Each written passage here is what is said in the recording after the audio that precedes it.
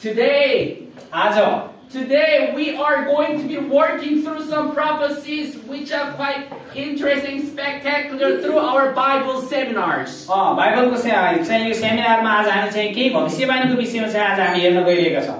Please remember that even though we do not have much education, no problem. That education will, God will make us understand His prophecies.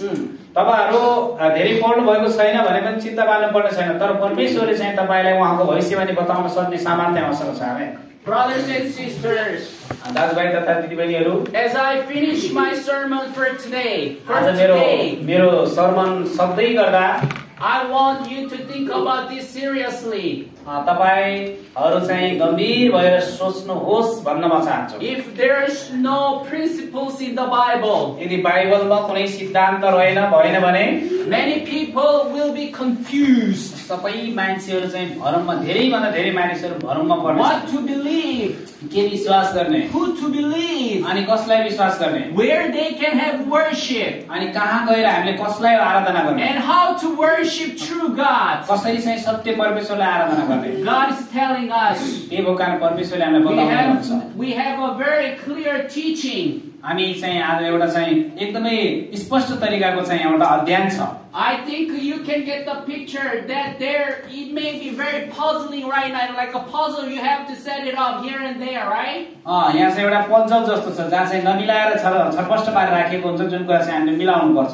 But someday कुनै दिन you'll be able to know every piece of puzzle. तपाई चाहिँ यो पजलको सबै कुराहरू बुझ्न सक्षम हुनुहुनेछ एक दिन. I want you to think about only one thing. म चाहन्छु तपाईले एउटै कुरा सोच्नुहोस्. Who is in the center of the Bible? को चाहिँ बाइबलको 20 भागमा हुनुहुन्छ? Who is in the center of the Bible that dwells there? चाहिँ बाइबलमा चाहिँ को कसलाई चाहिँ सेन्टर बनाएको छ अथवा केन्द्रबिन्दु बाइबलको केन्द्रबिन्दु को हुनुहुन्छ? Who? Daniel. Jesus. Yeah. God, Jesus is in the center of the Bible. येशू ख्रीष्ट परमेश्वर नै बाइबलको केन्द्रबिन्दु हुनुहुन्छ. Nobody is supposed to defy to take the center, the throne of God. यो परमेश्वरको सिंहासनमा कोही त्यस्तो व्यक्तिले चाहिँ त्यो डिफाइड गर्न अथवा त्यहाँ चाहिँ म छु भनेर त्यो दाबी गर्न सक्दैन. That challenge was made by somebody in heaven. त्यही कुरा चाहिँ एकजना व्यक्ति जसलाई परमेश्वरले बनाउनु भएको त्यसले चाहिँ त्यो प्रयास गर्यो. Lucifer tried to take the central place of heaven. येशू ख्रीष्टको स्थान लुसिफरले लिन खोज्यो स्वर्गमा.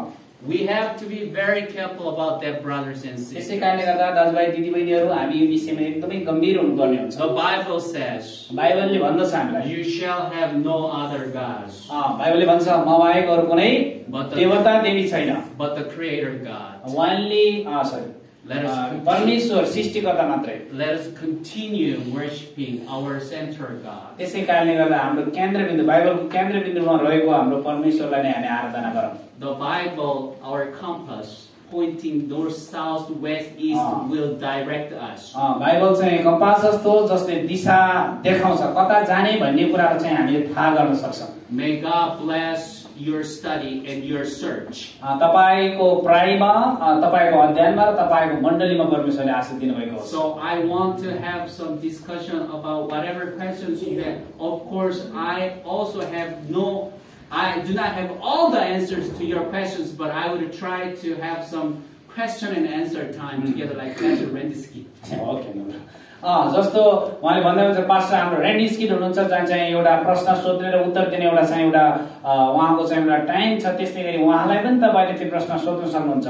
उहाँले त्यो सबै प्रश्नको उत्तर दिन सक्छु भनेर उहाँले भन्न सक्नुहुन्न, तर उहाँले प्रयास गर्नुहुन्छ बाइबलबाट तपाईले सोधेको प्रश्नको उत्तर दिनको लागि. Yeah, like today is the Sabbath, right? In the afternoon, when you have some free time, we gather together, we study the Bible. You ask me some questions, I will answer to your questions.